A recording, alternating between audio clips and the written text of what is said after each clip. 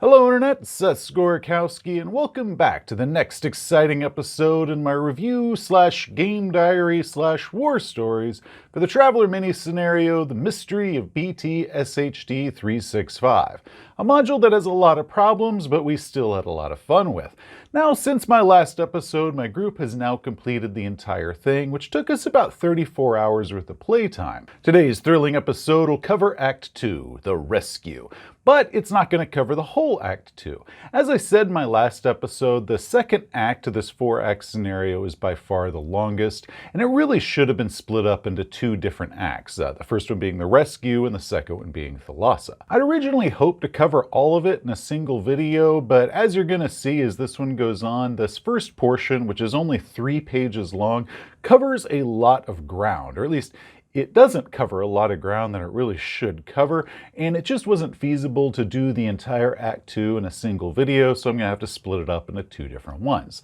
Now, this portion that we're going to do today represents about 8 hours worth of playtime, so for that I'm going to offer my criticisms and my tips and my suggestions as a game master who has completed the adventure. And I'm Jack the NPC. I'm mostly here to tell jokes. I mean, that's really all I do. And once again, our heroes are the crew of the Cygnus Crucible. They are Ignis, captain and pilot; Grista, Vargar co-pilot; Jax, who handles comms, security, and the ship's medic, which is certainly going to be useful in this adventure; Moto, the sensor operator; and Vince, rockstar and turret gunner, who is recording all their adventures with the hopes of making this a reality show one day. And also Jerry, who's kind of become the ship's mascot, despite the fact that half the crew still wants to throw him out an airlock. I said it before, and I'll say it again. No one touches Jerry. But before we go any further, I must warn you that there will be spoilers. So any players in the audience, if you ever want to experience this adventure, please stop here.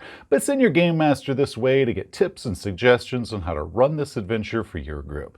Okay, Game Masters, let's get this thing started. When we last left our heroes, they were on the world of Homestead and had robbed the bank in the little town of Benyamin when a party of augment raiders attacked the town.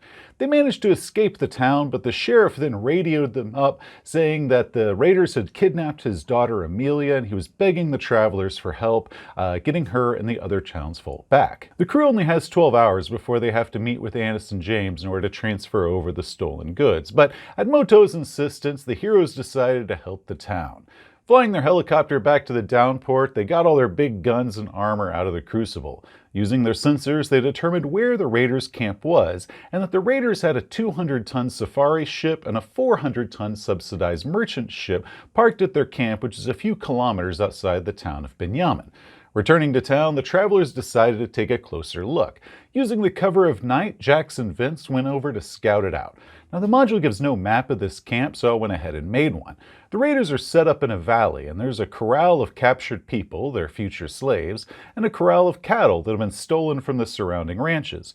While there are several raiders that are getting drunk and celebrating, 5 raiders are on guard duty. Now, one thing is the module makes a point to talk about how the raiders are eating people, how the raiders are cannibals. And I think it's intended to make the raiders a lot more like Reavers from Joss Whedon's Firefly, but I don't like that.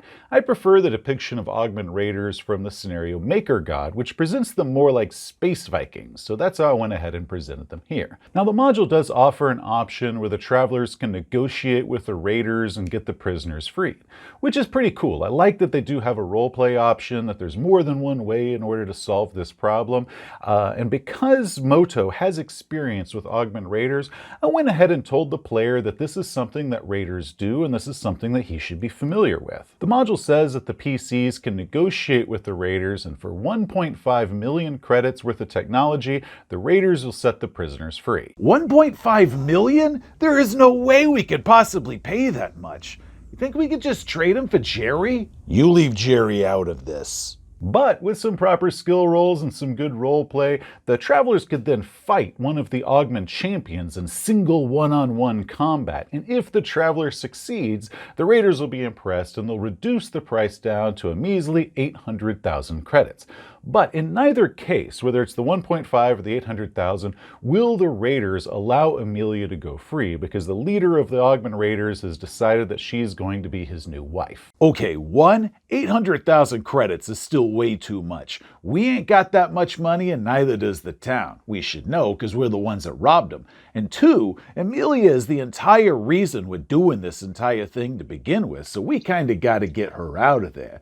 Why would the module even offer us a role-playing option if there was zero possibility the role-playing option could succeed? I don't know, I think it just wants you to murder them all, so it's railroading you into it. Like, we need encouragement. Murder it is. Besides, it's not like Moto was really planning on talking to them anyway. Now, the module assumes that the travelers are going to attack the raiders, on the same night, using the cover of darkness to take out the different guards one at a time, or if any stragglers go wandering away from the camp, the travelers can quickly take them out. But that is not at all how my players approached this problem. They came at it from a completely different direction, which means for a good portion of this adventure, I had to rely on improvisation. Monitoring their ship's scanners and listening to the radio calls between the Augment raiders and their home base, the travelers were able to figure out that the raiders were sending out two groups of parties that were raiding all the ranches and all the farms around the area, and that each one of these parties had a ship's launch, some ground vehicles, and G-bikes. Finding a farm that the raiders hadn't hit yet but should probably be hitting soon, the heroes piled into their stolen ground car and headed out to the farm in order to set a trap. There they found a farmer with a shotgun ready to defend his land and his family from these horrible raiders from outer space. The travelers were able to convince them that they weren't here to hurt him, that they were here to help him out and his family, and then they sent the farmer's family away in order that way they'd be out of the fight, but the farmer insisted on sticking around and defending his property from these raiders. Krista and Ignis set up with rifles in the barn, while Jax, Moto, and the farmer waited inside the house. Vince, however, decided to hang out and hide behind the big moisture evaporators, which means that he had to make some killer stealth rolls, otherwise he was out in the open. They'd gotten into position as the raiders arrived. A dune buggy circled around behind the house to stop anyone from fleeing, and a pair of raiders got out. Meanwhile, the G-bike circled the property, and thanks to some great stealth rolls, Vince wasn't spotted hiding between the towers. Lastly, the ship's launch arrived, landing and deploying several raiders. The ensuing firefight was brutal. At one point, when the G-bike circled too close to the house, Moto launched himself out a second-floor window and onto its back, hoping to cut the driver's throat and steal the bike for himself. It was freaking awesome. Unfortunately, when the driver pulled the bike straight up to lose his unwanted passenger, Moto failed his athletics roll and fell off. But from the ground, he drew his maser pistol, shot the driver, and the bike crashed. During this diversion, Vince raced from his hiding place and charged into the ship's launch with his shotgun. He blasted the pilot and seized control of the vessel. Not only that, he sent one of his camera drones out front in order to record the whole thing, and it got this amazing footage of that pilot's head just exploding all over the windshield like something out of a Tarantino movie. The raiders killed, the travelers enacted the next part of their clever plan. Using the ship's launch as sort of a Trojan horse, the travelers knew that they could ride in that and get right up onto the raiders' camp before anybody knew that they were going to be enemies. The idea was that Grista and Vince would take the launch. The rest would travel by ground car. Now, because the raiders' buggy had no walls, they decided to take their crappy stolen SUV. That way none of the raiders looking at the vehicle would immediately know that there weren't raiders inside of it. Their plan was that the SUV would come in and start shooting raiders as it began circling around. The launch would land in the middle of the camp, and from there they'd load the prisoners up and fly on back to the Crucible. It was a pretty good plan. Unfortunately, it didn't work. Shortly after swooping the SUV in, Moto leaped from the moving vehicle to take out one of the guards that they hadn't killed, and he busted his ass because his athletics roll is not as good as he thinks it is. The SUV only made it a little further before enemy fire caused it to crash. Jax and Ignis hunkered down as the vehicle was pummeled with rifle rounds. The ship's launch landed and Vince jumped out, ready to free the prisoners, but he was also taking a lot of heavy fire and he lost his drone doing this. Now this is where I also decided to add something a little bit extra. Among the prisoners is Coraline Petrovsky, the main NPC for the rest of the scenario.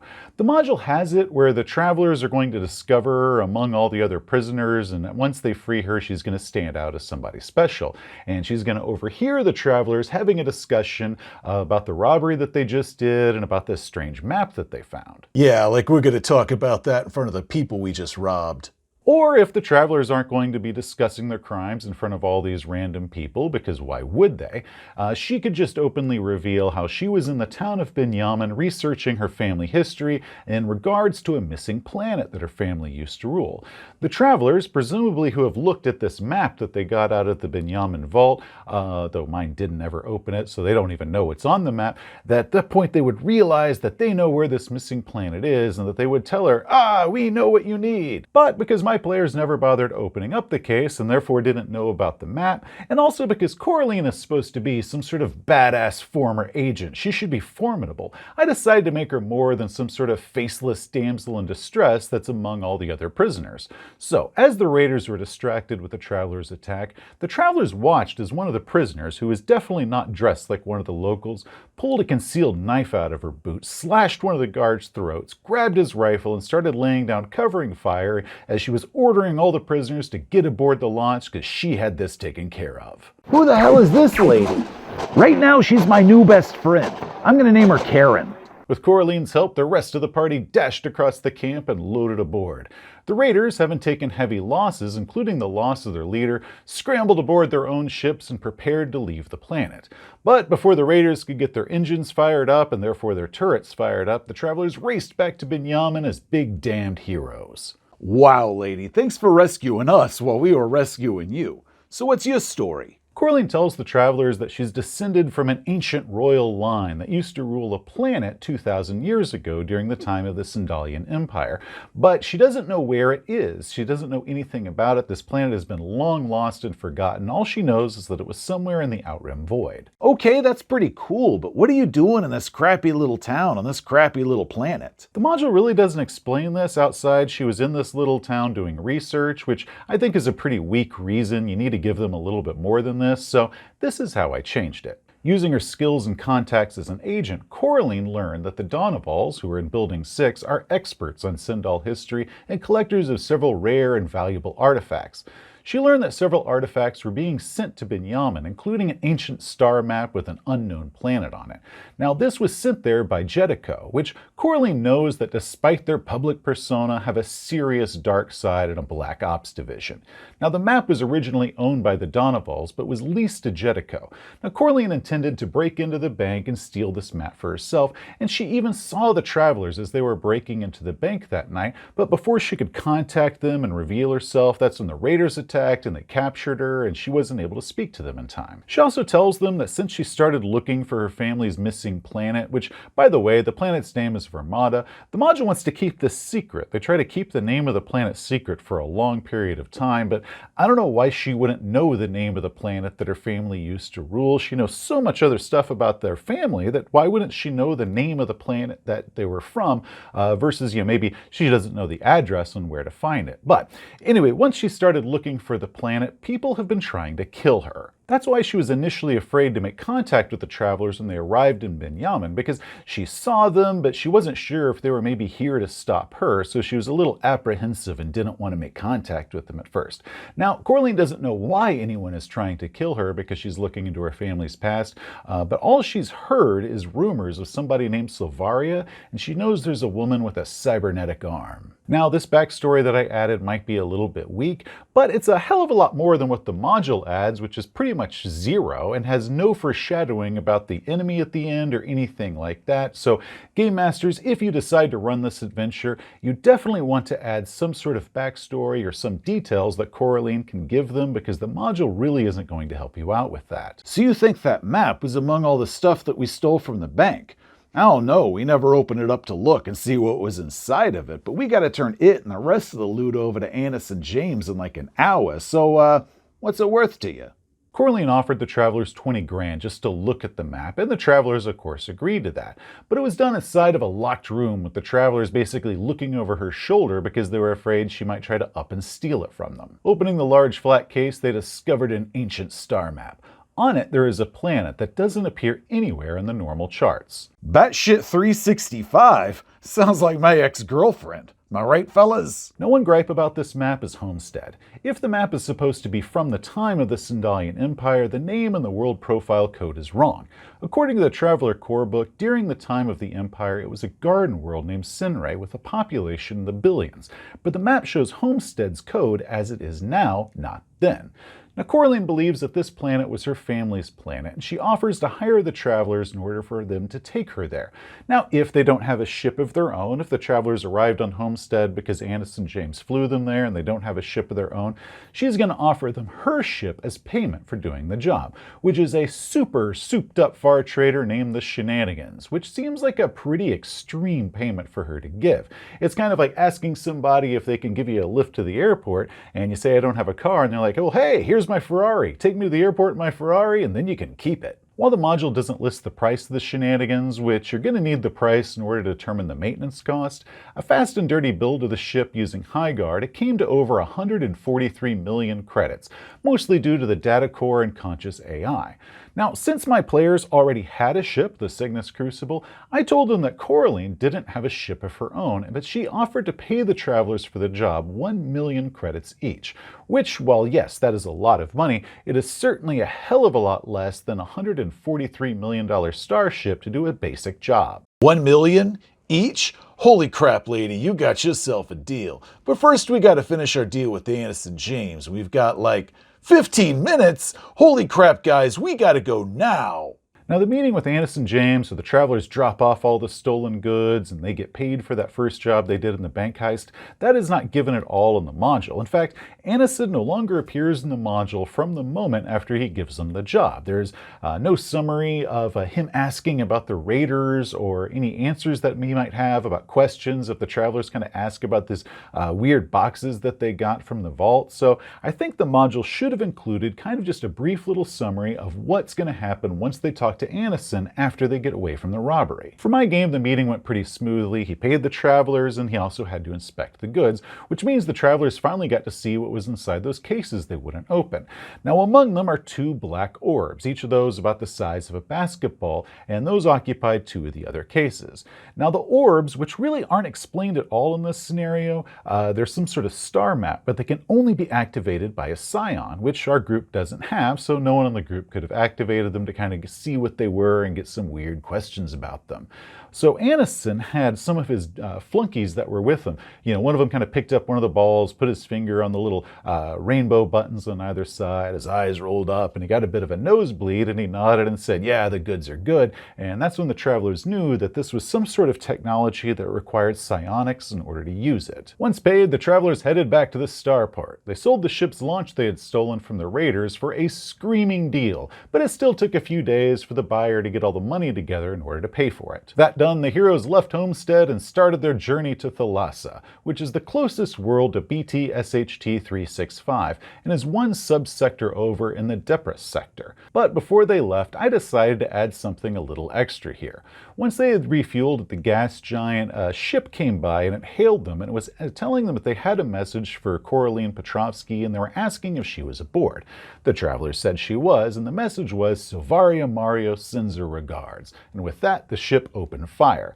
What followed was a rousing space combat with Ignis at the helm and Vince manning the turrets. They destroyed the enemy ship, and with that, they jumped to Thalassa, ending the first half of Act 2. Overall, we had an absolute blast with this adventure. However, the module is missing a lot of information that game masters are going to want to have if they want to be able to run this one smoothly. I would have really appreciated a map of the raider camp in order to kind of draw that out for us, and I've really liked to have had Coraline have a better introduction to the travelers, as well as a reason why she's even in this crappy little town on this crappy little dust ball of a planet anyway. It seems so random that she's even here to begin with. Her befriending the group relies too much on assumptions of what the players are going to do that game masters might have a little bit of trouble trying to bring her in naturally if the players don't do what's expected of them, which is to, 1, open up the map case, and 2, just kind of be talking about it in front of these people they just freed.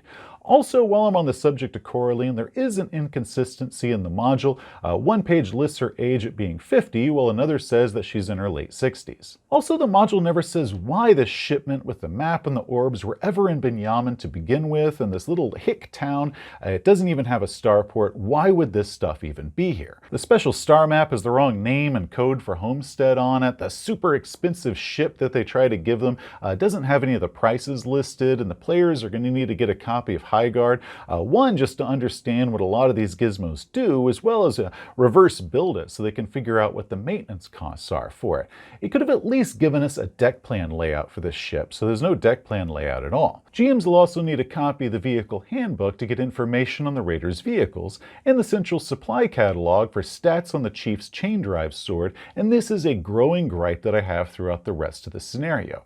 As the module continues, these books are going to be used more and more as multiple pieces of gear are going to be presented to the travelers, and they don't appear in the core book, so the Game Master is just expected to have all these accessory books to go with it in order to play this adventure. Now, thankfully, I have all these books, and I use them frequently, and I highly recommend them to anyone playing Mongoose Traveler. I think they're great, but I don't think a simple module should just expect that Game Masters have all the accessory books in order to run it. It should at least present the stats for any non-core book related gear. That way, when it presents an item that's not in the core book, it gives the breakdown of what the full stats are for it. That way the Game Master has it, and they're not expected to have the second book. Or do what a lot of other modules do, and that's make up totally new gear and present the stats for that. That way Game Masters still get the full stats for whatever this new version of something is. If they don't do that, then they should just reserve themselves to the technology and equipment that only appears in the Traveler core book. Or just say in the module product description what accessory books are needed to run it. As I said, we had a lot of fun with this adventure, but for me, Act 2 is the roughest portion of the entire scenario. So Game Masters, if you do decide to run this scenario, be sure that you do a lot of prep, fill in the missing details, and most of all, be ready to improvise. Hey, thanks for watching. If you enjoyed the video, please give it a thumbs up. If you want to see some more of our stuff or the rest of this series, just hit that subscribe button. Till next time, travelers, you have a great day. You know, you forgot to mention that ship you used at the end was the Shenanigans. At least you got to use it somewhere.